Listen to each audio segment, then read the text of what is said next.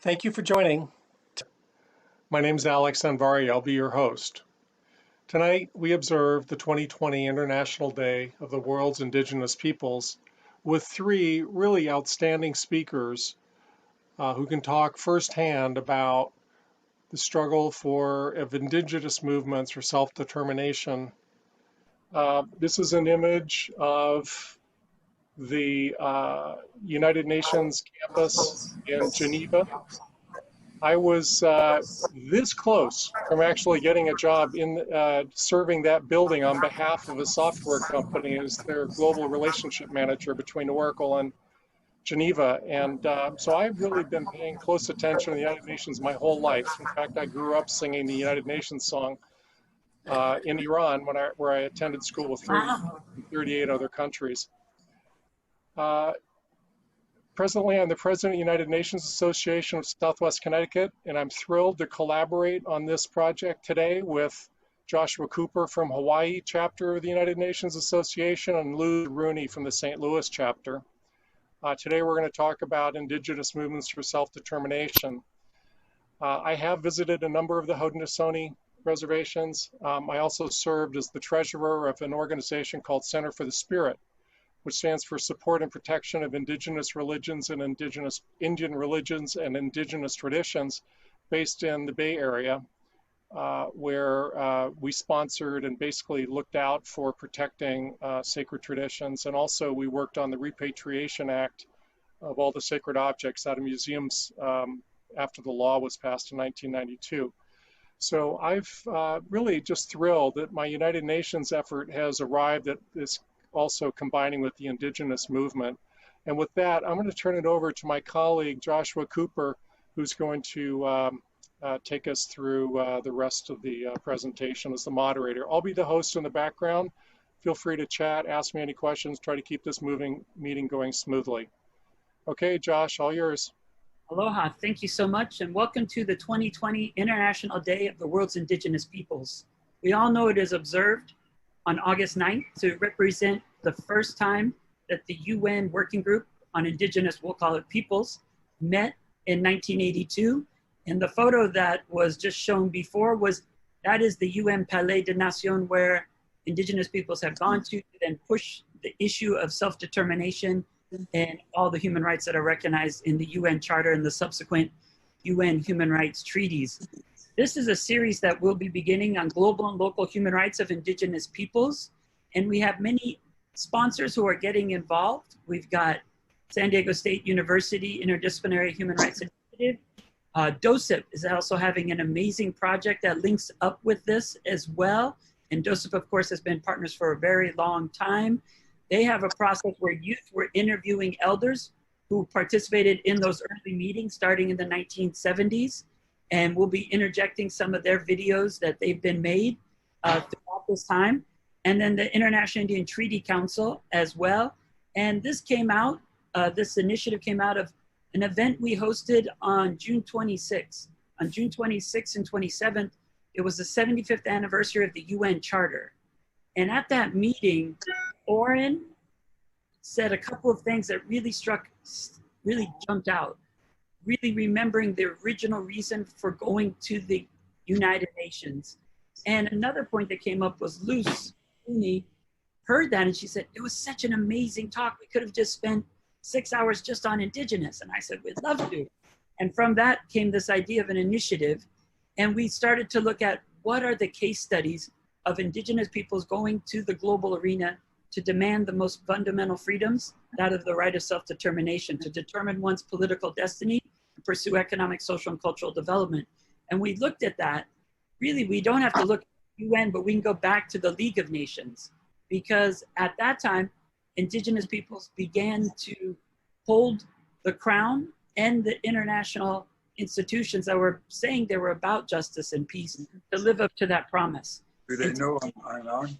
We will be looking at, I think Oren's in, we'll be looking at the Haudenosaunee, and then we'll look also at the Maori briefly, and then we'll also look at Samoa, because it's exciting to see what was happening in the 1920s. And then in our next one that we have, we'll be looking a lot at 1977 to 1982, creation of the UN working group and the Declaration on the Rights of Indigenous People that was created through that process. Just to bring everyone together, we're going to do a short little quiz just to increase the interaction. So we have a couple of short questions real quick. And then we'll go to a traditional opening by Kenneth, and then we'll come out to the Pacific, so we represent both cultures. So the first one there was, in what year did Indigenous peoples first engage with the UN? Got half of us voting, and it looks like majority see that it was definitely the 1920s. And we'll be looking at those cases. It's asking you another question here. When was the Declaration of Rights? Yep. When was the Declaration on the Rights of Indigenous Peoples adopted by the UN General Assembly? 2007. Oh, he's a spoiler. Look at Oren, just like showing how much he knows. 2007, because I was there. I was the one that received it. Excellent. Yeah. 2007. But that, the beginning of that was 1977. And it took all those years to be adopted. And that is entirely what we'll cover today. So there we go. Those are our poll results. It's definitely the 1920s that we'll share, and that's the core content of today's seminar. And it was also, as Oren shared with you, just trying to be the compassionate leader that he is, sharing with you all the answers. It was definitely in 2007. We will now open with Kenneth Deere and a traditional Thanksgiving, and then we'll go to Nalani Minton. Thank you, Kenneth. Thanks, Josh. But before I start, I want to note that in your questionnaire, the United Nations didn't exist in the 1920s. So right. We couldn't have been gone to the United Nations in the 20s. It was the League of Nations in the 1920s. Alex wanted to give you a trick question. All right. I want to, first of all, I've been asked to give a traditional Thanksgiving. And I have to apologize because I can't do that in the Mohawk language. I'm a victim of the Canadian government's assimilation policies and not allowed to speak the language when I was in school and when I was a young man. So so I apologize for that. But in our tradition, so before we have a meeting, we always give a Thanksgiving to all of creation, all of things that are around us, and we always start with the plants that come off the ground, the grasses and the medicines in particular that help heal us, and all those beans, the three sisters, the beans, corn, bean, and squash that come up from the earth and that nourish us. And we also give Thanksgiving to all the small animals that are on the earth. It's the squirrels and the rabbits and foxes and all those. Each one of them has a purpose in their life, and some of it is to provide us with food, and their skins for clothing, along with the larger animals like the deer, the bear, the moose, and others, caribou, for instance. They all have a purpose in life, and we give thanks to the Creator for all of these things that serve a purpose. And then we also give thanks to all of the our feathered friends, the partridge and the quail, the ducks and the geese, and in particular the eagle, for the role that they all play in creation. And we give thanks to the Creator for these gifts. I also skipped over the role of the trees in creation, because those trees also always bear a value in our life for construction and for the bark that they give us, and also for the maple, which is the grandfather of all trees, and gives us maple syrup in the spring, which is our first harvest. And so we give thanks to the trees that the Creator has given us. And we also give thanks to all those creatures that swim in the waters, the trout, the salmon, all the little crawdads, and all those little animals that serve a purpose in creation, and also provide us with nourishment, as we all have a role to play in creation. And then we go on and we give thanksgiving to the four winds that bring us the rain, and also that takes away the clouds, and so that we can have sunlight. And it also brings the thunders and the lightning that purifies the air. And all this rain replenishes our lakes and streams and rivers. So we give thanks to the four winds. And onward, we also give thanks to the stars in the sky, which also serve a purpose and give us guidance at nighttime. And Grandmother Moon, which we say controls the cycle of the women, and a close relationship the moon has with the women, and we give thanks for that. And then we also give thanks for the sun. So without the sun, there would be no life, and that we look at the sun as being an image of the Creator, and we look up to the sun for all that it gives us. So now that we have looked at all of creation, in our teachings, they tell us that when we are making deliberations, when we are making decisions, and when we are trying to do the things that help our people, we have to keep all of creation in mind, and that so we don't make any decisions that disturb or destroy creation, because that is the gift of the Creator. And without those gifts, we cannot survive. And of course, we cannot avoid thinking about climate change today, and how, as humans, we have not respected creation, and the creation is fighting back, and we will, in the long run, will lose that battle if we don't respect creation the way it was given to us by the Creator. So with all these words, which we call the words that begin before all others, I open this panel discussion so that we all may think about creation as we go along throughout this forum. Well, thank you for listening. Josh? Mahalo, Kenneth, thank you so much. And I'll now go to Nalani. Aloha kako. I was designated the Alele Pono of the Kaho'okolo Nui Kanaka Maoli Tribunal, one of the first Indigenous Peoples and Nations Tribunal that was convened by my uncle, Dr. Kikuni Blaisdell. So I was at the UN Geneva meetings for that decade up until the Hague Peace Appeals. I've been having a lot of dreams and visions since then, as my uncle and my father are both peacemakers. And I come from the Maori, and Maui traditions, and from the Lakota, Nakota, and Dakota people, as my father was Hunkpapa Lakota. So I will give this, this Oli was given in spirit, the tribunal, in 1993. Brought many, many visions and dreams and wisdom to us, which I hope that someday when we are all speaking, we can speak on that level. E ho'oka I ka himana o. E ho'oka hi pu'uvai. E ho'oka hi malama pono. E ho'oka hi aloha mau.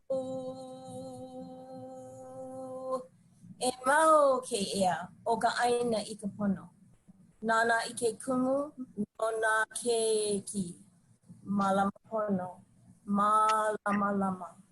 E aloha mau. E aloha mau. E aloha mau.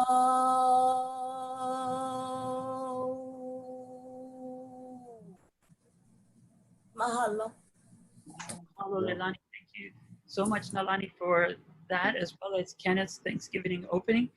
And now we'll begin discussing, after we've gone through the proper protocol, the importance of Indigenous peoples going to the League of Nations as it was raised. It was very important that in the 1920s, there were many different Indigenous peoples going. Of course, that being the Haudenosaunee. The Maori were just a couple of months later, and I found this amazing book by Patricia O'Brien about Taisi when I was in Samoa, And Samoa was there in the 1928s, and he was even at the Beau Rivage Hotel in Geneva. So I thought it was very amazing to look at these 3 case studies and be able to share about the initiatives of Indigenous peoples and seeing what really happened at the beginning and where we're at today and where we'll go into the future. So I remember the Carioca Declaration, we go to the future in the footsteps of our ancestors. And we're going to begin with Kenneth Deere, sharing the example of the Haudenosaunee and the important issues that were raised and why they decided to go to the international arena. Mahalo, Kenneth. Okay, thank you, Josh, for that. And also I'd like to thank the chant that we had from the our Hawaiian sister. I think it's always nice to hear that singing. And I wanted to, I'd like to start very quickly with, I know that we're behind schedule. For those of you who don't know the Haudenosaunee, we're also known as the Six Nations Confederacy, or the Iroquois Confederacy by the French. And we were the original 5 nations were part in northeastern North America, what we call Turtle Island. From east to west, it was the Mohawks, Oneidas, Onondaga, Cayuga, and Senecas that made the original 5 nations of the Confederacy. And later on in the, and we don't know what year that was created. It was way before European contact. And in the 1700s, the Tuscaroras came from the Carolinas, who were also Iroquoian people, to join us and became the 6th nation in the Confederacy. I don't want to go into a long history about us, but we were a very strong federation of nations. And I think we stopped European invasion of North America for a couple of 100 years from going west off the eastern seaboard. So we had a long history of international relations. Our first treaty was not with the British or the French; it was with the Dutch. And our first written treaty was 1635, the Treaty of Fort Orange, which is Albany, New York today. So our first relationship with the Europeans was with the Dutch, and onwards we had some conflict with the United States when they separated with Great Britain. We had relations with Great Britain and treaties with Great Britain before that, and one of the beginning of this story is really about when the British government gave I put that in quotes. Allocated land in Ontario for the Haudenosaunee that fought for the British during the American War of Independence. And this is it's called the Haldimand Deed. And on the map, what you see on the screen is all in the gray area. The British set aside 6 miles on each side of the Grand River for the Haudenosaunee. But as time went by, the land was sold out from under us, and so now all that we have left is that red patch. Is all that's left of the land that was set aside for the Haudenosaunee. And in that land, this is called Six Nations, or Oswegan in our language. And we and this was run by a traditional council of chiefs and clan mothers, as in our traditions that were given to us and supported by the peacemaker. We had traditional chiefs. We had clan mothers. We ran it by a clan system. It's the clan mothers that appointed the chiefs, or at least nominated the chiefs. So we had a very a system that treated men and women equally, different from the European system where the women had no voice. Anyway, the Haudenosaunee were complaining bitterly to the government of Canada and to Great Britain about what happened to all that land in the gray area and what happened to the monies for that land, because Canada was collecting rent, collecting money from any sales that they made, and they were using that money for other things other than for the Haudenosaunee. And also when the Haudenosaunee would ask for an accounting, they wouldn't get one. And also they wouldn't, when we had money to carry out their own activities, the government had the power to say yes or no, whether they could get those money. So this was a situation where the Haudenosaunee could not live with, and they complained, and complained bitterly. And they went to Europe, they went to England to try to get some attention of the crown, and the crown would not, didn't want to deal with it because they felt it was an internal issue. So they decided to go as a sovereign people. They felt that we're a sovereign people. We should be able to bring our issues then to the League of Nations, because that's where all the other nations go to. So they first started talking with the Netherlands, who were the first people who made a treaty with.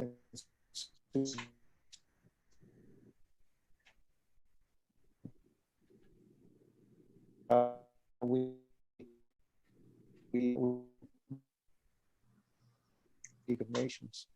So that was in 1922. So in 1923, the Haudenosaunee delegated Diskahe, a Cayuga chief. That's his title. His English name was Levi General, and he was given the authority to represent the Haudenosaunee of the Six Nations at the League of Nations. So he went to Geneva. Before he left, by the way, in order to travel internationally, he asked for a passport, a Canadian passport, and the Canadian government did not want the Haudenosaunee to travel internationally, so they denied him a passport. So they said, fine, no problem. So the Haudenosaunee made their own passport, and this guy had traveled on a Haudenosaunee passport from Six Nations to England and to Geneva in 1923. And he was in Geneva. When he arrived there, he was accompanied by a lawyer named John Decker, who was an American lawyer from Rochester, New York. And between the two of them, they would lobby the League of Nations so that they can give them their grievance, and so they needed help to get justice from Great Britain and from Canada. And so they were petitioning the League of Nations. And they were supported by not only the Netherlands, but Persia, Panama, a couple of other countries too as well. I can't see all the names right here. Ireland and Estonia supported their petition to go to be heard in the League of Nations. But in the background, the bureaucrats in the League were reluctant to allow the complaint to come to the floor, and they worked in the background to keep the Great Britain and Canada informed of Diskahe's activities, and they used that to undermine his presence there by trying to disparage all his complaints. In the meantime, Diskahe was very popular. You can have the next slide.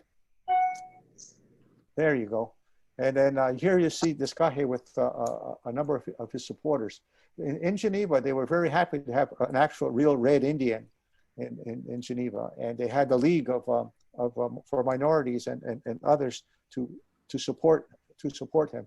And here you see him in front of one of the buildings in Geneva. You'll see one of the officials holding a Turo wampum, and another one way on the far left, a friendship belt, and this guy and another gentleman holding a peace pipe, a silver-tipped pipe. And so these are the very influential people in Geneva who supported him. So he was very popular. However, he still was denied to speak or to present to the United Nations. And when he was so popular, he would speak in many areas, in many halls and gatherings. And there's the story of a little boy tugging on his shirt, and the other adults would try to chase the little boy away. But this guy said, no, so leave him alone. I will sit down and talk to him. And he sat down and he talked to the little boy, and he answered all his questions. And once his questions were answered, the boy was satisfied and happy, and he left. And this showed you the character of this guy. You know, he was quite the diplomat, and we'll hear about that little boy later. When Diskahe was finally not allowed to speak at the UN, the mayor of Geneva invited him to a hall, and where he gave the report called his statement called "The Plight of the Red Man," and he read that out in a hall. It was called the Reformation Hall. I always thought that the hall was the city hall that he presented to, but no, it was I found out last year that it was the hall no longer exists where he gave that speech. But in the meantime, while he was in Geneva doing this, fighting for the sovereignty of his people, the Canadian government plotted in the background, and they've been plotting since 1919, 100 years ago, to undermine the traditional chiefs and to install a government under the Indian Act, which is an elected government, to replace the traditional government of the Haudenosaunee. And while he was there in October, the Canadian government declared that the traditional council was no longer valid and that they will have elections for an elected council. I think that happened in October of 2024. And so the Canadian government held a coup. They overthrew the traditional government of the Haudenosaunee, and they installed an elected system in Six Nations. Diskahe never returned to Six Nations. He first went to Rochester to the home of the lawyer, and then was later was invited to live in Tuscarora, just over the border in northern New York State, where you could see Canada from the backyard of the house of Mr. Rickard. And he died there 1 or 2 years later. And he never returned. They were in fear of being arrested by the Canadian government. You have to remember the Canadian government was very hostile to Indigenous people's rights. The height of the residential schools and the assimilation processes at that time. So it's a sad story at the end, but he did everything he could to try to get the Haudenosaunee to be listened to at the League of Nations. So I'd like to end it there. By the way, there wasn't the last time the Haudenosaunee went to the League of Nations. They sent another delegation in 2029 to follow up, to petition the League of Nations, and again in 1933. And those two delegations were also unsuccessful in getting to speak at the League of Nations.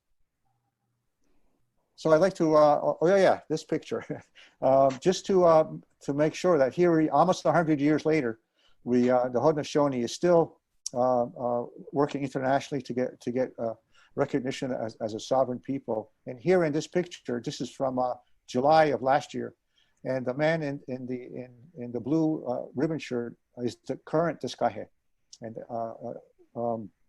Stephen Jacobs, and the rest of myself and Chief Howard Thompson and others in this picture. we're standing in the exact same spot as the previous picture of Diskahe in 1924. So we're there in a full circle to go back to Geneva to remember the efforts of Diskahe when he went there. And we're planning in 2023. We're negotiating with the city of Geneva to have a 100th anniversary commemoration of Diskahe's first trip to Geneva, the League of Nations. So we're working on that right now. Now, one more point I want to make out, that the conflict over land is still continuing today, right now, today, in Six Nations. There's a place called Douglas Estates, and where the developer paid the elected council $365,000 to develop on that disputed piece of land. And now you have the people of Six Nations occupying that land. And now there's a confrontation over, you had the Haudenosaunee fighting against a developer to put a housing development on contested land. So still, almost 100 years after Diskahe went to the League of Nations, the battle to protect the land is still taking place. So Josh, I think I'll end it there, but I'd like to ask Oren Lyons to continue this part of the discussion. That's perfect, Kenneth. Thank you so much. And I also know it's also the anniversary of another land aspect, if you wanted to share that briefly before we hand it to Lyons. you're talking about the Oka crisis? Is that? Yes.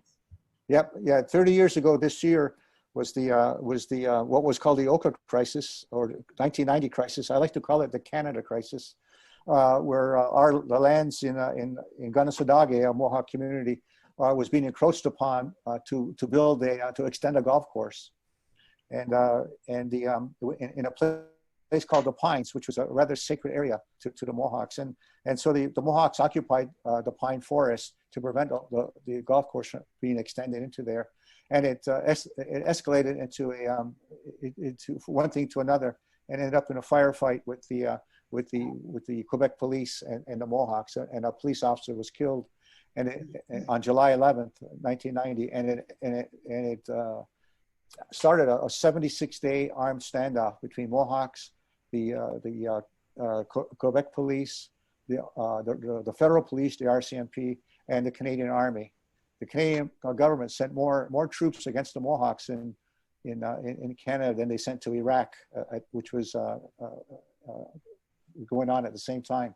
So that's to give an indication that conflict over land continues, and all the conflicts that we have, particularly with Canada, but also in the United States, has always been about land. If it's the Haudenosaunee Six Nations in UNASWCT and Kahnawake, or Akwesasne, or other places, and other native nations across Canada, Ipperwash, or Gustafson Lake, or Wet'suwet'en, the Wet'suwet'en traditional chiefs in BC over a pipeline.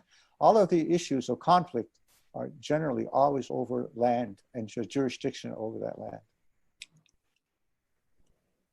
Well, Kenneth, thank you so much, because I know it was a giant anniversary, and I know it's also a lot of the important work you did, bringing that to the UN working group, as well as to the subcommission.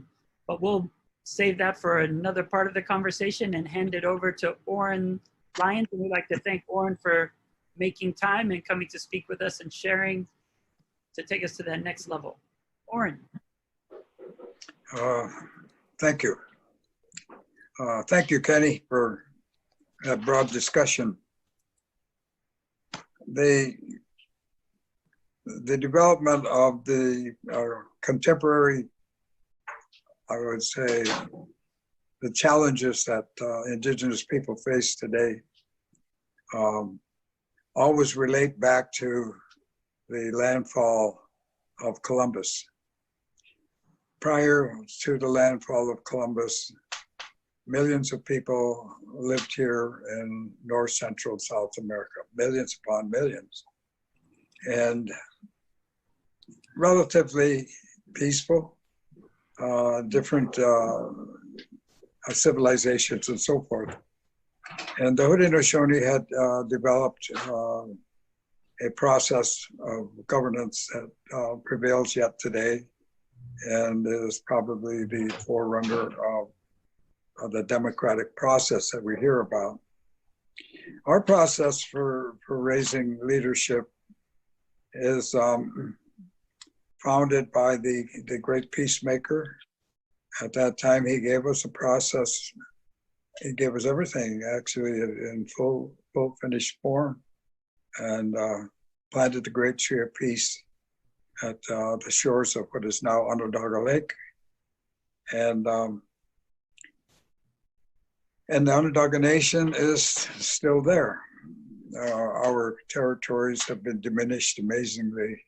However, we still have Haudenosaunee territories, both in Canada and the United States, independent, sovereign territories, and we govern from there. So the discussion that Kenny was talking about in terms of the Skahe going to the League of Nations, and the League of Nations developed into the United Nations eventually. And in 1948, in the United States, there was a law passed, and it was the human rights law, a Universal Declaration on Human Rights. And when they said universal, that's what they were talking about, you know, it was around the world. And we were excluded from that. Haudenosaunee and Native peoples in North America were excluded from that. We didn't realize at that particular time that that was the case. However, in the process of reestablishing our relationship internationally, when we went to Geneva in 1977, that developed. We knew that in order to have some kind of justice, it would have to come from an international body, and so we prepared the idea of approaching the UN in Geneva. That discussion took place early on, probably in 1970, 71. And there was a great deal of contention in Indian country across both Canada and the United States at that time. And we were allied up with other Indian nations in our self-defense, basically, what it was. And it was trying to maintain our homesteads, our lands. So that resulted in a meeting that was held in North Dakota in 1974, where we decided at that time that we had to address the UN, and the process began of developing that group that would go over. And in 1972, when we were in New York City, delegations from the Lakota and other Indian nations, especially the Hopi, Dakota, and some nations from Oklahoma, we were approaching the UN, and we couldn't. We were not accepted to meet, and so then we sat in a park not far from the UN, and we decided at that time, along with Vine Deloria Jr., who was becoming heavily involved in this whole discussion of sovereignty. He's a great researcher, a writer, probably the best known contemporary Native writer in the country at the time. And it was a great help to us. And it was decided at that time that we would head the group. They said that the Haudenosaunee, known as the Six Nations Iroquois Confederacy, had the longest history of dealing with our brother from across the water, so would we take the leadership? And the Chief Shenandoah, Chief Leon Shenandoah, Tedadaho at the time, and Chief Paulus, Irving Paulus, there were several other chiefs accepted that responsibility, and they assigned two young chiefs, myself and Chief Irving Paulus Jr., to be the outreach for the Confederation and for international travel. And we were assigned that duty at that time. And it's never been relinquished. And last year, my friend, compatriot, and brother Irving Paulus Jr. passed on and left me as the last runner, I would say, for the Confederacy. We took it seriously. We did the best we could, and similarly, as was pointed out with Kenny about language, our generation It was not taught a language. We were excluded, and very careful about that. My father could speak all the Six Nation languages of the Confederacy. My mother was Seneca, and she spoke fluent, but never did they teach us. And we had a big family of six brothers and one sister. And it was across our generation. They felt that the punishment that was meted out to Native children for speaking the language, it would be better if we didn't speak it, then therefore we would escape all that punishment.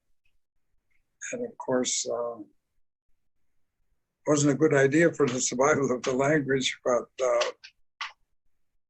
thinking about us on a personal basis, you know, that we were punished. And so there was a whole generation, or two, I would say, two really clear, 2 generations where the language was just denied to us. And it was during the war years. It was during the Second World War and so forth. And leading up to it, you know, this whole determination by Colonel Pratt when he started the Indian, so-called Indian school at Carlisle, Pennsylvania. It wasn't a school, it was an institution to destroy a culture and a language and people. And he was very blatant about what his purpose was. He said to kill the Indian and save the man. And the saving the man would then be to teach us the English language and the Christian religion. And to kill the Indian was to destroy our language and to destroy our culture and to destroy our ceremonies and destroy our belief system. It's a huge challenge. And I would say at this date, failure on their part. Heavily damaged us, but we're still here. And I would say that this current leadership, the current chiefs of the Onondaga Nation, they're all fluent. They're fluent. And that's a major accomplishment in the face of countries as powerful as Canada and the United States to stamp out and destroy a culture, a language, and kill the Indian and save the man. So those institutions that were set up were brainwashing institutions. They weren't schools. They were literally brainwashing institutions. And many of our children died there. And at Carlisle, you know, which was just south of us, Pennsylvania, many of our leaders, my grandpa, great uncles, Jesse Lyon and Ike Lyon, and all our relations went to Carlisle. I went to school there. They were teammates, Jim Thorpe, football, baseball, lacrosse. And they made the best of it. You know, it's amazing how Native people are so resilient. And they became very quickly known as great athletes. So I would say that the center force of Native people, 2 areas. One is the spiritual side, which we developed a very, very, very powerful part of our existence and understanding, and the relationship to the earth itself, which was misconstrued by the people from Europe who came over here. They said that we worshipped animals and we worshipped trees. They misunderstood what they were saying. What they were saying was Thanksgiving ceremonies for the life-giving forces here that the Creator had provided for us. We know who the Creator is. Known for many, many, many eons. Long before Christianity, we knew. We had relations, very strong spiritual relations. And my great uncle, Chief Shenandoah, who is Tabadaho, put it quite clearly. He said, no, we don't have a religion. He said, we have a way of life, which means every day, every moment, all the times that you live, you're in communication and communion with that way of life. Just don't go to church on Sunday and be relieved of your sins. It's a daily existence for us. It's a way of life, profound, and straight across North, Central, and South America and native places around the world. We understand that relationship. And I think that's coming to the fore now as our brother, with his inventions and with his ideas of superiority, have brought us to this point of survival, I would say. Today, in today's times, we got one more chance, I think, of dealing with this cross section of greed that prevails across the world, an amoral process of finance that is ruling the world at this point and destroyed everything in the process. So we're facing an existential time of life or death. And what we say and what we've said and what we've always said is be grateful and be thankful and share what you have, which is, of course, is contrary to the capitalization of contemporary civilizations around the world. Capitalism is not democracy. Anybody will tell you that. It's not democratic at all. Democracy is supposed to control that, but I don't see that. I think it's the opposite now. It's capitalism controlling democracy. And so that's always been the battle and the spiritual, reverence that we've had. It was pejorative, they called us, they made fun of us, honest engine, they said, honest engine. It was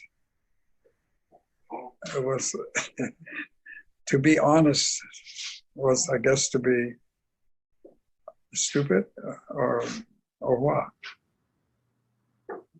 To be honest engine. And then, of course, we learned over a period of time, there's powerful forces. In our process here, when nations and people gave their word on something, that was all you needed. You didn't need a written document signed. All you needed was the person's voice to say, yes, that's the way it will be, I agree. And so now we're at the apex of the culmination of capitalism right now, and it's not good.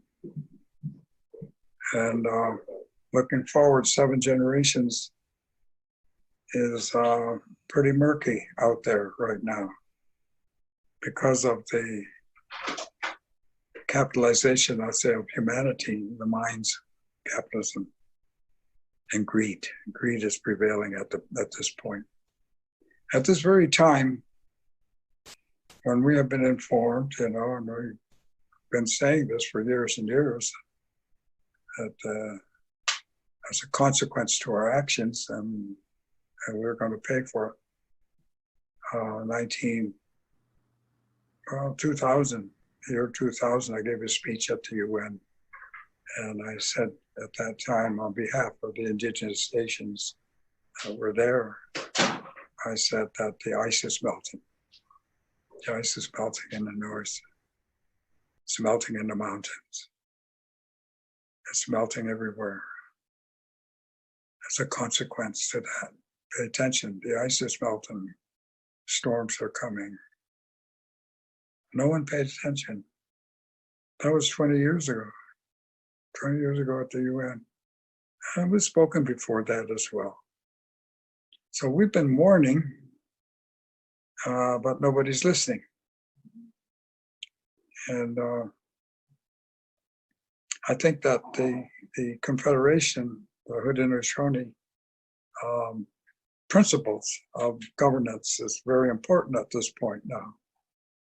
And that principle of governments and governance, the first principle of the Haudenosaunee is peace. Peace is the first principle. Contrary to all of the depictions and publications of Native people with tomahawks and scalps and wild men, they called us. Our Constitution is based on peace. And you weren't listening. You didn't hear us. You know, when you come into somebody's house, you're going to expect a fight. You can't call that insurrection. That's self-defense. And so Native people fought. They fought hard. You're coming in your house, you're going to have to stand. That's not insurrection, that's self-defense. And we won and we lost. The fight goes on. But the more important part of that fight is the moral and intellectual side of it, the moral side of it. If we are going to have 7 generations, and that was the instructions of our leadership in the beginning, make your decision on behalf of the 7th generation coming. Those faces looking up from the earth, each waiting their time. Make your decision on their behalf. You do that, you have peace. And so here we are today, and our voice is still here. Our chiefs are still standing. Clan mothers are still standing. And the relationship, and that's another point I want to make here, is that the leadership of the political leadership within the Haudenosaunee is split evenly between the men and women. And the peacemaker said in the beginning, he said, the earth is female. And therefore, women are in charge of the earth. They're in charge of water, life. Men in charge of fire. Women, foundation, in charge of life. And so in our system, the clan mother holds those titles of leadership. She chooses who she would like to have hold that title. It's her choice. But it has to be ratified by consensus. First, by her family, which you call a clan. And then it has to be ratified by the Council of Chiefs, by consensus, not by vote. If her choice gets to that point where the leadership of the nation said that's a good idea, we can support that, and then we send runners to the younger brothers of the Confederation, the Cayuga, the Oneida, Tuscarora, and we tell them that we have a candidate for this title. We don't say the name, we don't say who it is. We just simply say, we have a candidate. And because our house is in mourning and we have lost a leader, the opposite house, which is the Cayuga, the Tuscarora and the Oneida do the work. They find the leaders, they choose the place, the speakers, and everything. And our side, our house, the elder brothers, Mohawk, Seneca, Onondaga, are in mourning. And so when they decide that, they send runner back. They tell us, this is the time, this is the speakers, this is the place. And the family that's raising the leadership is responsible to feed everybody. It was a very common cause. It was a great event. And then at that time, we gather to vet this person who still hasn't been told who it is. And at that time, we called it Great Condolence. Then the laws are repeated, the story, the histories of our people, everything is repeated from the beginning. The songs, the ceremonies. When I heard a young lady singing today, a young woman, it's inherent in Indian country, you might say, indigenous lands, in our ceremonies. Song is inherent. We can't have a raising of a leader without song, without ceremony. It's very complex, but very important, these songs. And so then, time and place, everybody gathers, and great ceremony takes place, protocols. When our leaders came to meetings 600 years ago or 1,000 years ago, you came through the woods. You didn't get into a car and drive. You walked, paddled to come to the meeting house. And then we have a ceremony called cleaning the clothes and brushing the debris from the people walking and giving them sustenance. And then together we approach the longhouse, and then the process and procedure for vetting this person begins. And you better have a good breakfast because it's going to be all day and no food. 2 men standing at the door, one representing the other brothers, one representing the other brothers. You better have good reason for going out the door. And then the ceremonies, and then the history, and then the rules and the laws and the wampums, everything, all day. And so it's very late. The sun is starting to go down when the speaker will say to the clan mother, bring forth your candidate.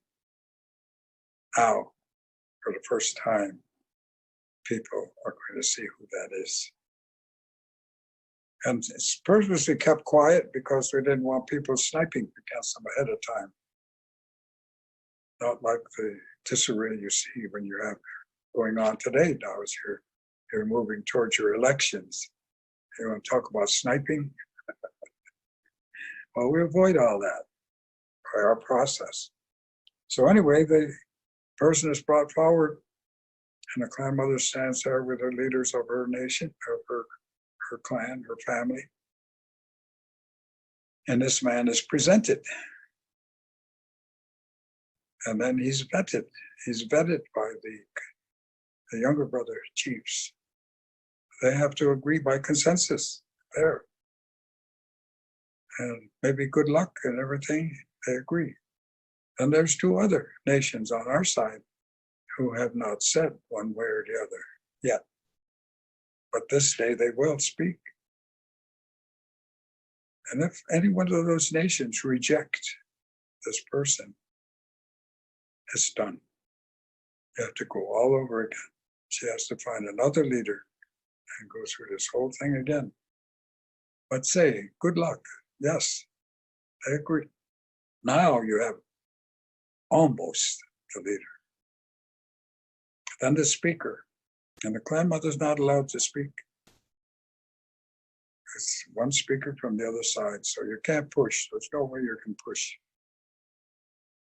Now the speaker takes this man and says, Chiefs, I've accepted this person. Now, does anyone here know a reason why this person should not hold this title? You must speak now. And if you know a reason why, and this person shouldn't be here, and you don't speak today, then you are bound never to bring it up again. So the last word is the people. That's democracy. That's pure, hard democracy. Not by voting, by consensus, by process, procedure. And the women hold the title. And the clan mother has the power, the responsibility, and the authority to remove that title from that person when and if he fails in conduct. His conduct, not his decisions, not the decisions he makes on behalf of nation people. No, if he fails in his own conduct, personal conduct, she will remove him. She has that responsibility and that authority. Now, how long do you think your leadership would last if the women in this country now, today, had the authority to remove that person? How long? Think about that. Be careful who you raise for your leader. You don't have the process that we do. And so we are one species. We're come in all colors like dogs, all sizes like dogs, but we're all dogs, we're all humans. We're one species. Black, yellow, red, white, green, whatever you want to say. We're family. We're one species. And we should be respectful of one another. And we should treat one another as the relatives that we are. There are two, I would say, laws. They're not written, but they're understood by all Indian nations, Native nations, North, Central, South America. Two. First one is respect. Respect for yourself, respect for your family, respect for your nation, respect for the people, respect for life, respect for what sustains us, respect. That's foundational principle. And the other one is peace. Peace. You do those two things together. And they said, be very, very careful of the emotions that we have, that we all have. And they said the most dangerous emotions that we have, that you have to be ever vigilant on a daily basis, is greed and jealousy. They said those two can destroy a nation. Greed and jealousy. So take those instructions and apply them today. And what do you see? Our future is interdependent. We have to depend on one another. This world is global. It's not little pieces. Not one part is going to survive and the rest go down. It'll either all go or all stay. So there we are today. And I would say that the indigenous people to respect, share what you have, share equally. Don't hoard things. Build empires. What good is that? Share. You know, they tried their best in those schools that we talked about, those detention homes, those places of persecution and prosecution for our children, to beat that out of us, to be respectful and to share. How do you deal with that? Be like us, they said. Be greedy. No, I don't think that's going to be the defining principle of survival and existence. It's going to be what we said in the beginning: respect, share, peace. Peace. And peace is not, peace is dynamic. Peace requires action. Peace requires work. Peace requires constant action. It's not passive. Peace is not passive. Peace is extremely hard to maintain, and you do have to maintain it. Peace is work. Work. And that's where we are today. That's what indigenous nations have to share. Always did. And I can never, I go out west, I go to visit these different Indian nations, and in the far west, I went to one of the big ceremonies, and they just wound up giving everything. They kept piling stuff onto me, my blankets and stuff. Sharing. Warren, thank you so much for sharing. And I think your message is so strong, and something we can think about today about sharing, and the two messages of respect, which is one of the reasons that I definitely wanted to keep hearing you speak. And then the most important part about peace. And the points that you raised really are absolutely important today, because we know the Milne ice shelf just fell off. Canada's Arctic last intact ice sheet collapsed just this week. And it's an area of 79 square kilometers, this ice island. And Manhattan is only 59 kilometers, which you were talking about. So this Milne ice shelf is a huge aspect, and the world didn't listen then, but we wanted to listen and pay attention today. And we thank you so much for your message. And I know we could continue listening. And what I want to do is bring in our final speaker, if that's okay. And I'm going to speak briefly just about the importance of the Maori people, but we'll look at them at another time. But the Maori people also were just behind Desgahe and sharing what you were discussing, because they had a treaty as well, the Treaty of Waitangi. And all the way back in 1882, Parore and Ngāpuhi Nation delivered a petition to Downing Street in London about that. In 1884, another delegation came. And then, really importantly, they wanted to do exactly as Kenneth shared, as well as you. They wanted to manage their own daily lives and land based on Maori cultural customs, continuing the Maori King movement with Kota Hitangi. In 1907, 3,000 Maori gathered and drafted a petition. And that was Titi Rahiti, a Kingite leader. And they then came together to share that message. And Titi Rahiti and Tangakawa organized together. And then, very importantly, in 1914, Te Rata, a new Maori king, and Tangakawa finally gained an audience with King George V. And Tahupotiki, Warimuru Ratana, was another important leader. The Ratana movement was a spiritual force, and they just missed Desgahe by a matter of months.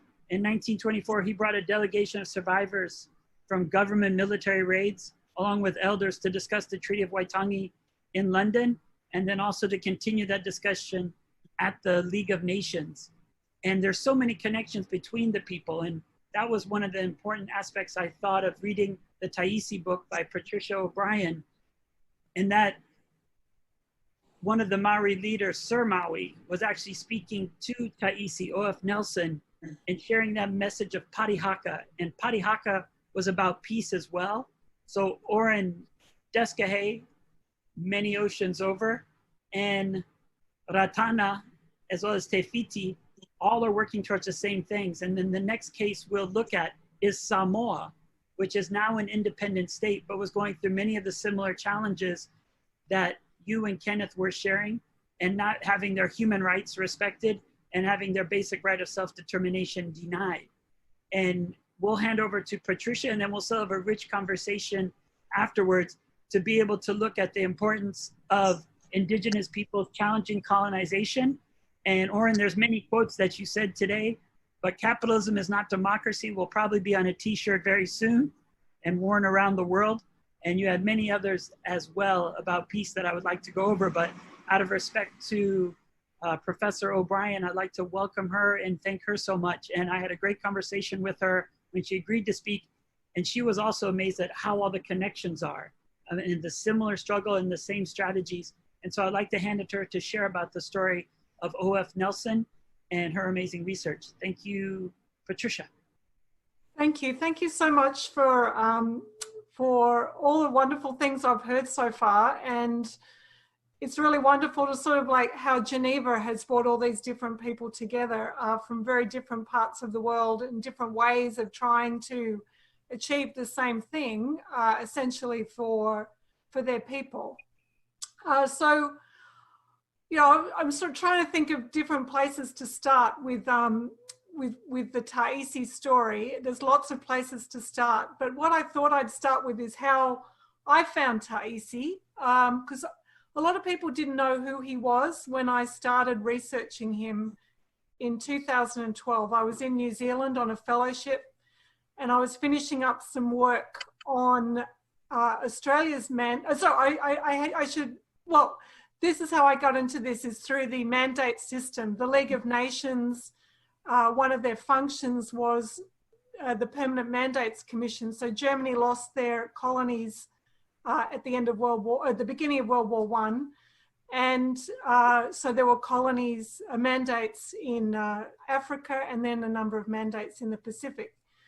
And in the Pacific, there was the mandate of Nauru, which was jointly held by Britain, New Zealand, and Australia. The German part of New Guinea was taken over by Australia, and Samoa was taken over by New Zealand. These were actions that happened in 1914 at the beginning of World War I. And Japan took over the Micronesian part of the German Empire in the Pacific Islands. So that's present day Northern Marianas, the Republic of Marshall Islands, and the Federated States of Micronesia. That was all the Japanese mandate.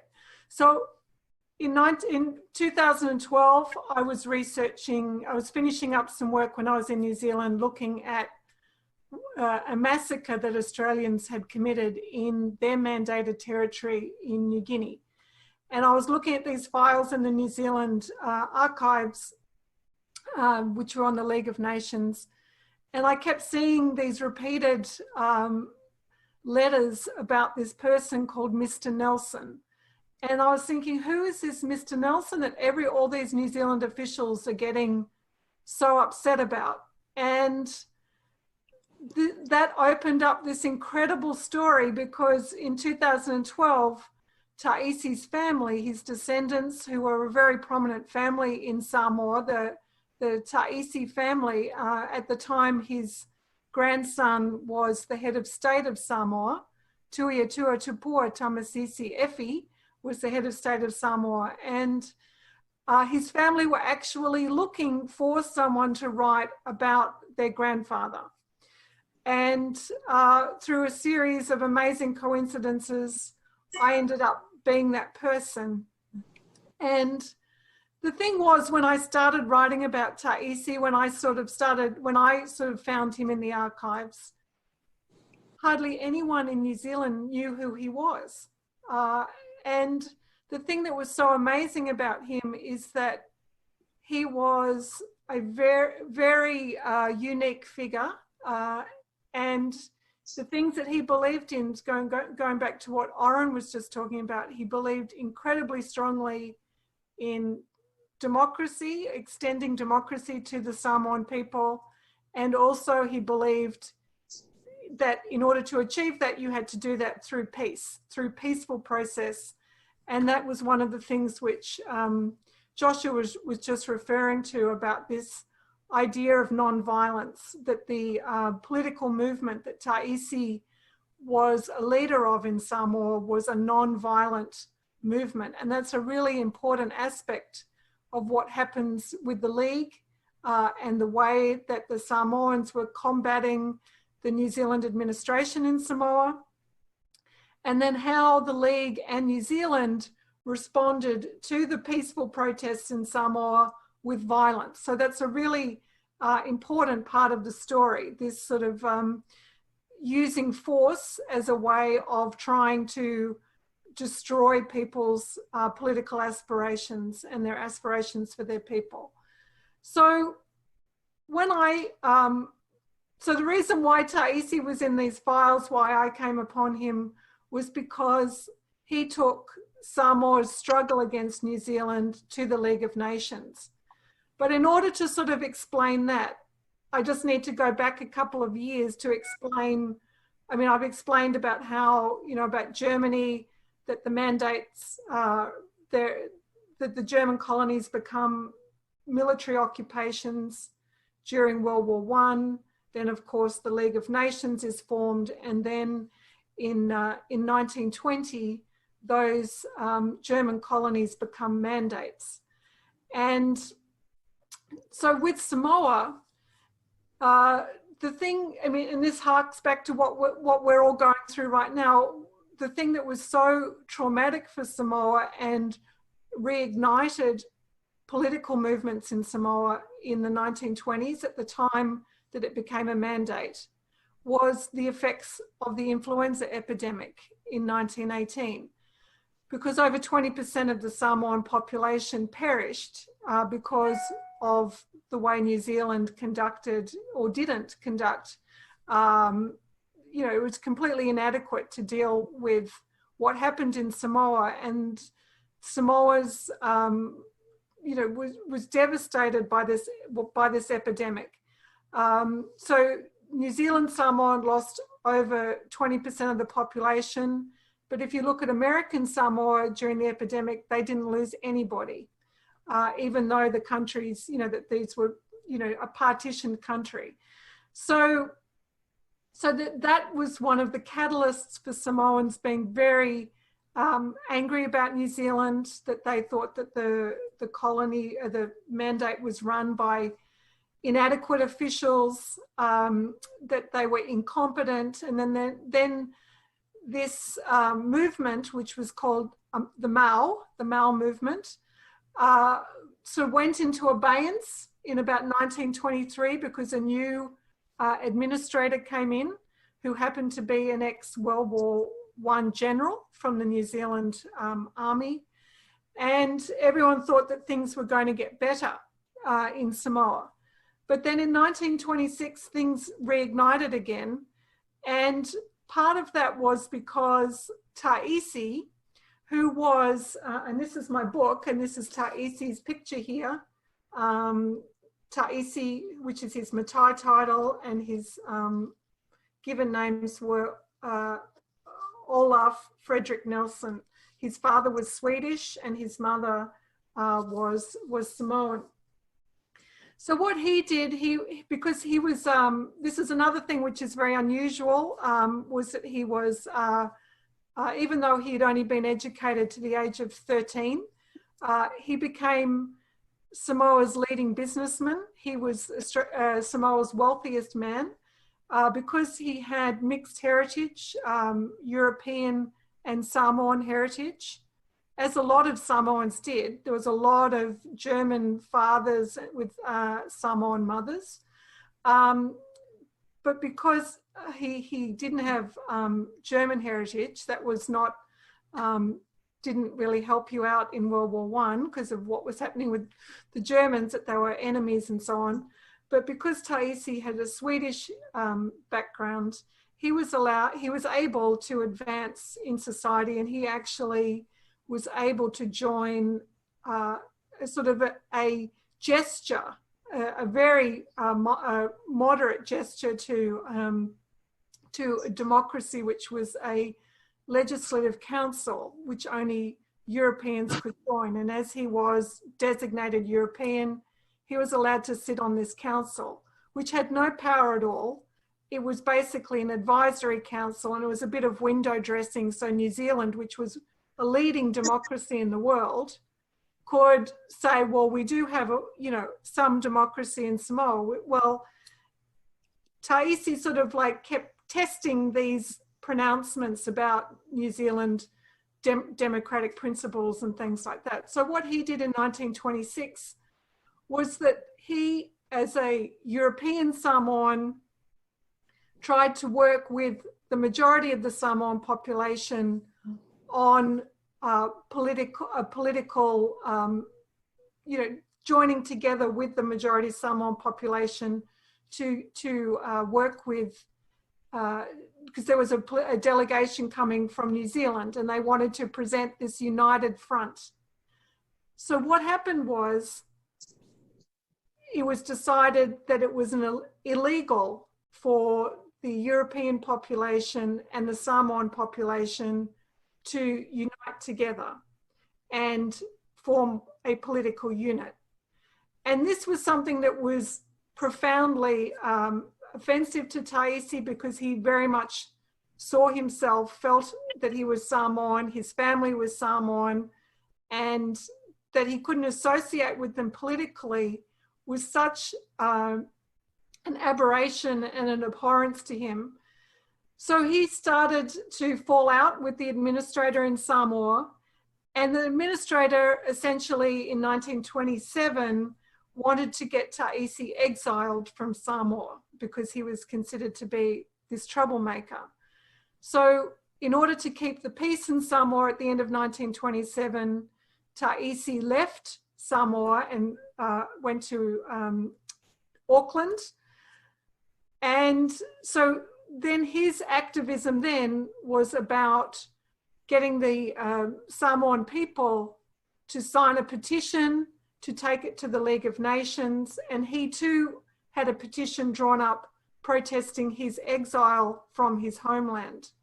So in 1926, Taisi represents Samoa, and he goes to the Permanent Mandates Commission in Geneva, and he arrives there in June in 1928. And what he is there for is to present the Samoan point of view to the Permanent Mandates Commission, which is the commission of men, and there was one woman from Norway who sat on the Permanent Mandates Commission. And these were the people who basically decided if what was happening in the mandates was acceptable or not. And no one had really tested out what the permanent mandates had done at that point. But what Taisi did was that he really exposed the League of Nations and the Permanent Mandates Commission and how hollow their rhetoric was. So he turns up in Geneva, as does the former administrator of Samoa, General Richardson. And that story of what happens to Taisi in Geneva is very revealing about that whole inability of Indigenous people at that point in time to have a voice in Geneva. So in order to be able to speak to that panel of men and one woman, you had to have been given permission by the mandate power. And of course, Taisi didn't have that. So he had to kind of try to see people in private, try to present the Samoan point of view. And he had his petition appealing his exile from his homeland. He ended up being exiled for over 10 years from Samoa. But he also was trying to represent the Samoan people and the petition that they'd signed in March. And a huge number of Samoan men, because women were not able to sign the petition, but men did, a huge number of them did sign this petition. A majority of Samoan men signed this petition asking for New Zealand to be investigated and for New Zealand to basically, adjust the way that they were governing Samoa and allow greater self-determination. But what ended up happening was that Taisi was basically listened to, but the people he thought would be allies were not. And General Richardson was more than happy about what happened on New Zealand's point of view, because he, what ended up happening there was that New Zealand completely, their rule was completely condoned by the League of Nations, the Permanent Mandates Commission. But not only that, and this is what is so troubling about this story, I think, because I've mentioned how the Samoan Mau movement was a non-violent movement. But what actually happened at the League of Nations in 1928 was that the Permanent Mandates Commission admonished New Zealand for not using violence against the Samoans. And this is meant to be a body which is about peace, about ensuring the peace in the world. But really they were only interested in peace in the European world. They weren't interested in it in the mandates and in the colonies. And that was something which Taisi really exposed in 1928. And he was greatly disappointed in what happened at the League. He was, people thought that the political movement would dissipate after what happened at the League of Nations, when in fact it only escalated as a result.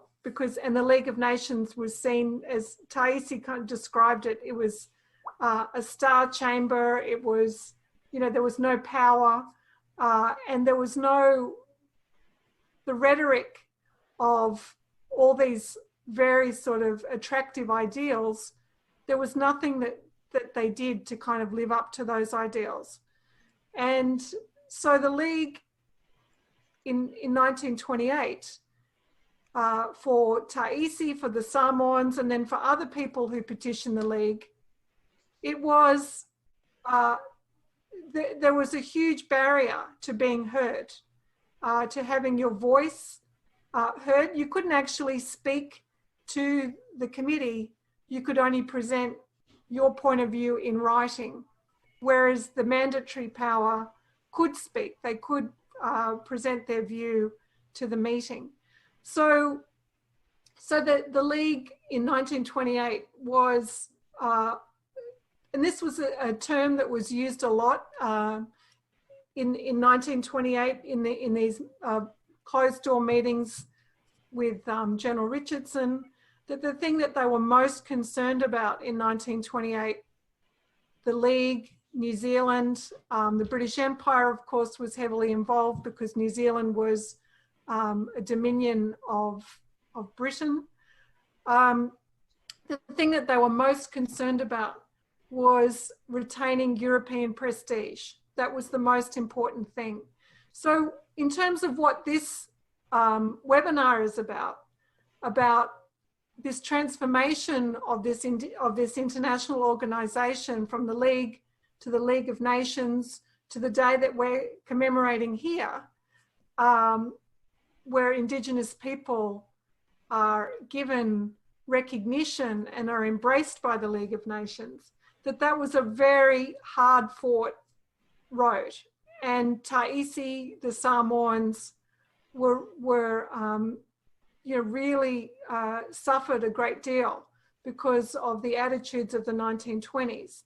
But in the Samoan story, because of what happened, the political agitation that Taisi spearheaded, the way he was punished, the support that he had for the Samoan people, despite what was done to him, despite the fact that he was exiled from Samoa for 10 years, what was the result of that? I mean, of course, the World War II happened. And then after that, Samoa became the first independent nation in the Pacific. And that is due in large part to what Taisi did. So his fights, his international fights with the League, with also there was a lot of court cases in New Zealand. There was a court case of the Privy Council in London. All these international actions didn't bear fruit until really 1962.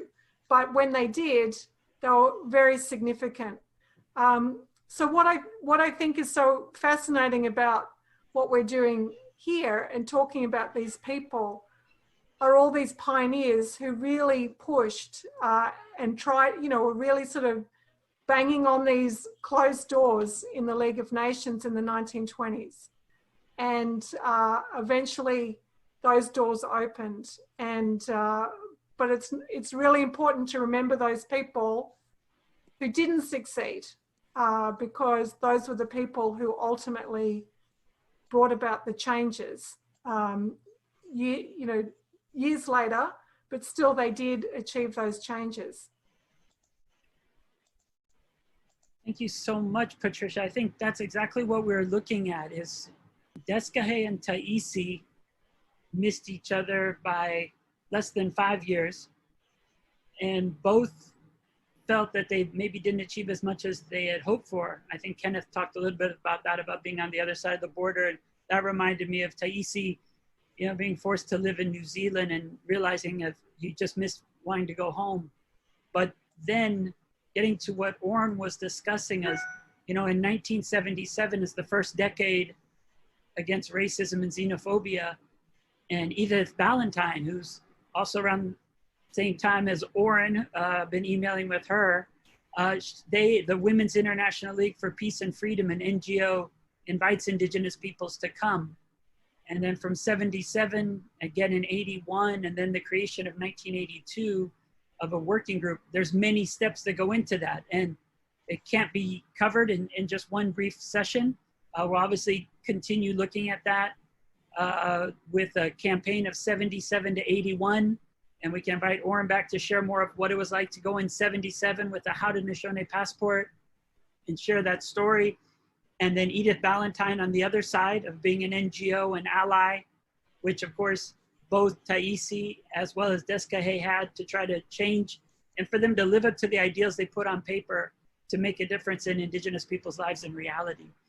And we'll look at that, but then we'll look at the important date, as Orrin said at the beginning, 2007. That's right, because on September 13, 2007, the UN Declaration on the Rights of Indigenous Peoples was adopted, and the work of Descahe, as well as Ratana from the Maori, which we can cover again as well with more time, and Taisi was realized, that right of self-determination, that important Article 3 of the UN Declaration on the Rights of Indigenous Peoples. And that came to me very much through your writing, and hopefully other people see the connections as well. I know we're a little over, but I'd like to see if we could maybe go to at least for 10 more minutes and have any questions or comments by individuals. They can put them in the chat box and we can share those, but we just want to try to at least make sure people from around the world can share that story, as well as I see Kenneth looking maybe like you might want to respond if he's leaning in, and if I misconstrue that, no problem, Kenneth, but it looked like you were ready to share something.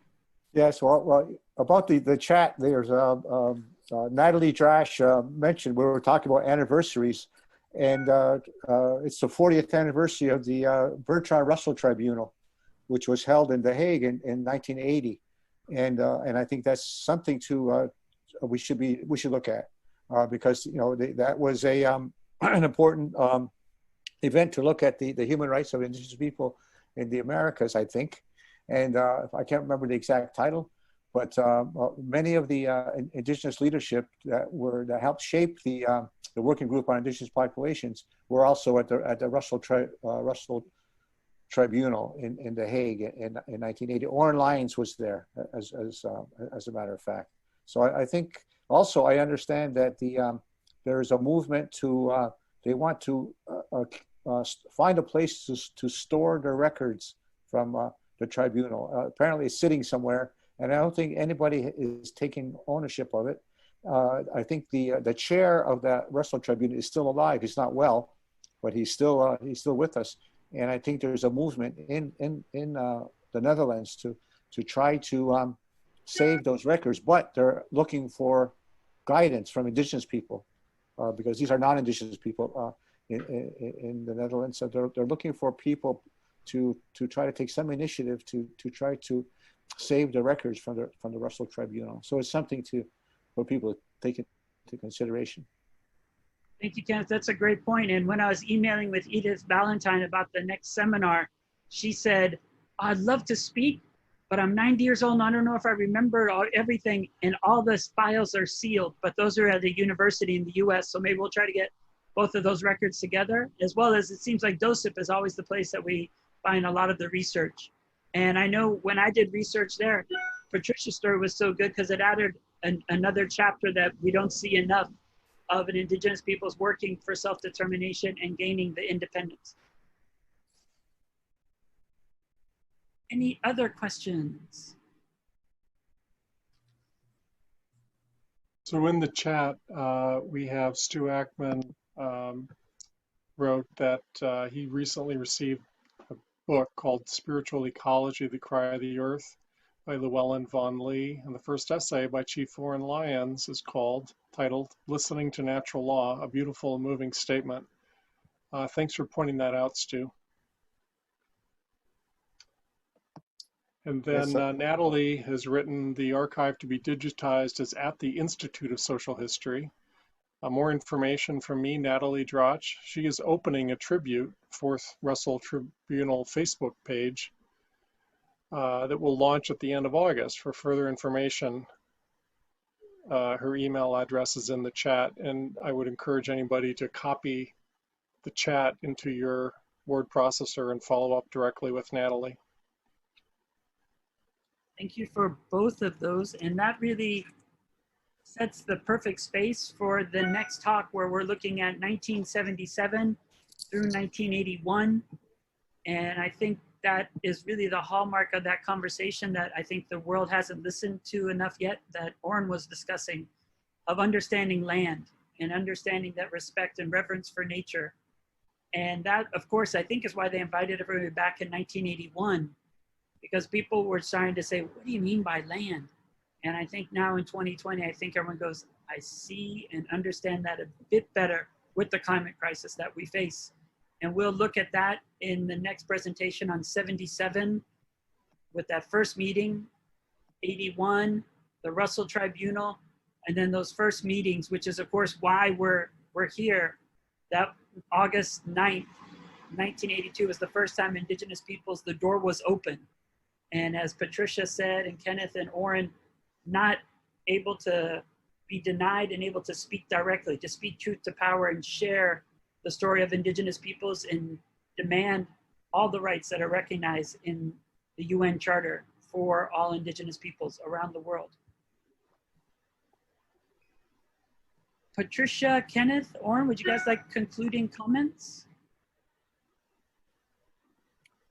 First of all, Oren left the. I think he had to go somewhere, so he's not connected right now. So he's gone. I have nothing much else to say. I think it was interesting to hear. I didn't know about the Samoan situation. I thought that was very interesting, and I'd like to hear more about the Maori issue as well, because I speak a lot about this guy, and I'm learning more and more about the struggles of this guy with the League of Nations and how it parallels when other people went to the League of Nations, and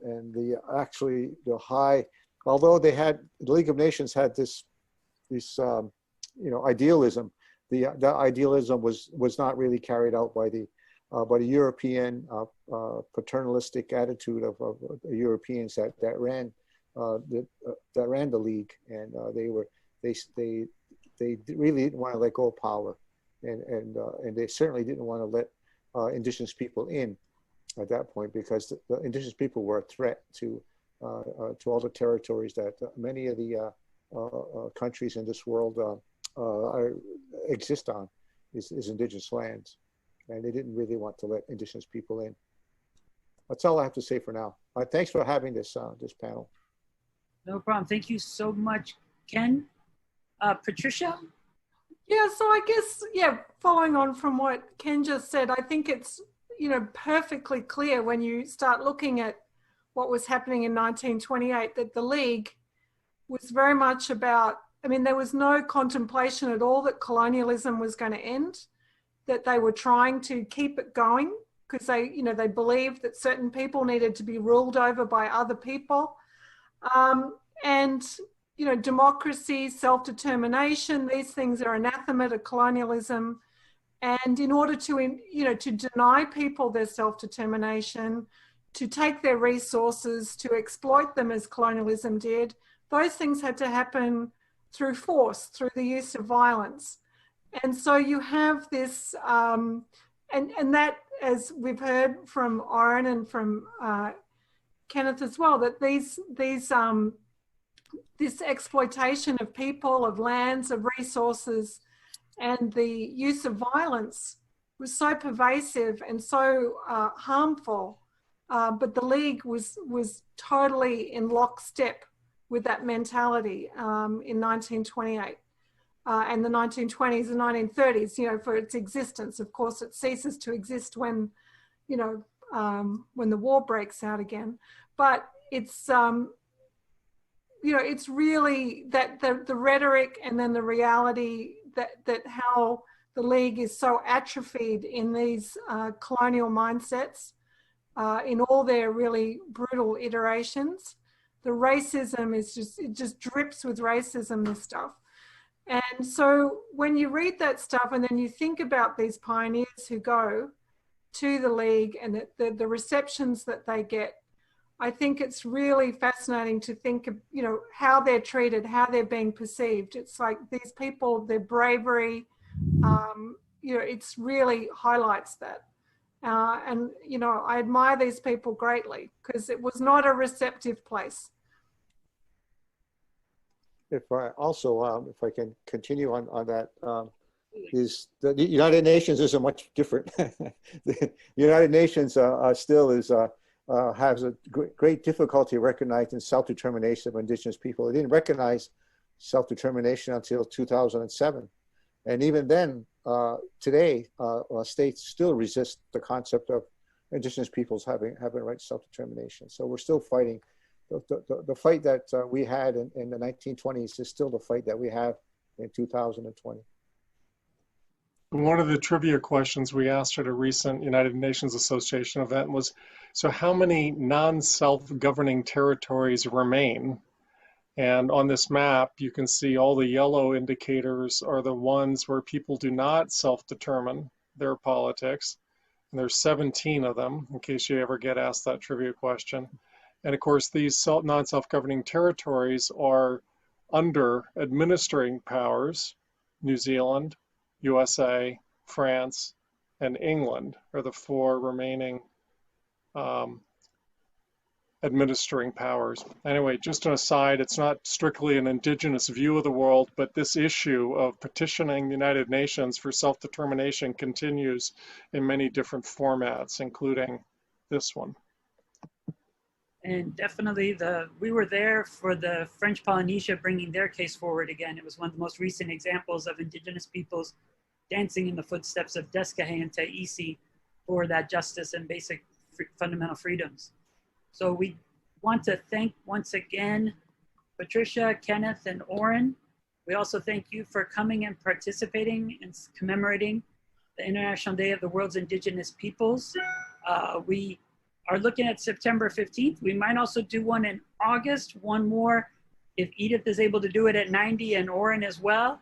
But we plan for the rest of the really this entire time until December, each one of these dates every month really does commemorate important issues. September 15th is the opening of the UN General Assembly for the 75th session.